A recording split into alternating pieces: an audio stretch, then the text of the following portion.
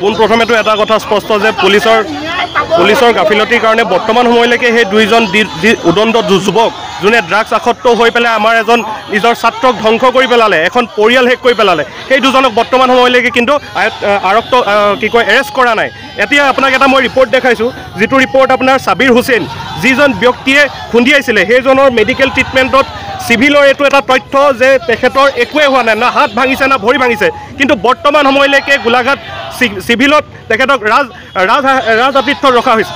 ইয়াক লৈ পেলাই সমগ্ৰ গোলাঘাটবাসী ৰাইজ এতিয়া আপোনাৰ অসন্তুষ্ট, আৰু তাৰ বাবে আমি তেখেতৰ শাস্তিৰ দাবী জনাই আমি ইয়াত আহি উপস্থিত হৈছে।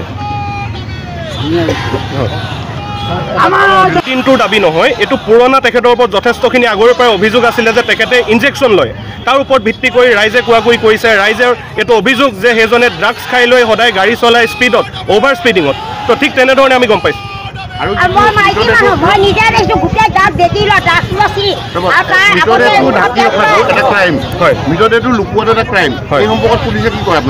চাওক, যদি আমাৰ এজন গোলাঘাটৰ ছাত্ৰক আমি বচাব পাৰিলেহেঁতেন, যদি তেখেতসকলে ঢাকি নাৰাখিলেহেঁতেন, তেতিয়ালৈকে ল'ৰাজন মৰা নাছিলে দাদা। ল'ৰাজন মৰিলে আধা ঘণ্টা সময় তেখেতক বিচাৰি নোপোৱাৰ কাৰণে, আধা ঘণ্টাতকৈ বেছি সময় তেখেতক নক'লে। ছাগলী এটা মাৰি থৈ আহিছোঁ বুলি কৈছে, কিন্তু বৰ্তমান সময়লৈকে তেখেতসকলক আটক কৰা নাই পুলিচে।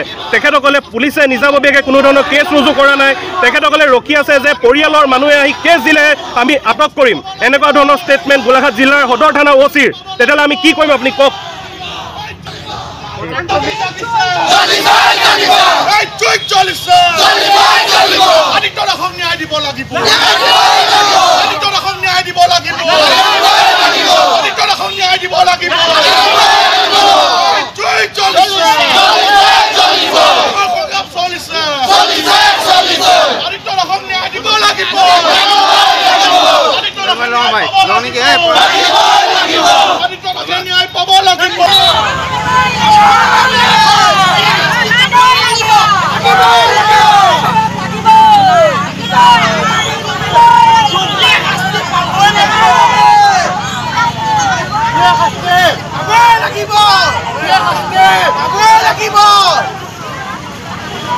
আমাৰ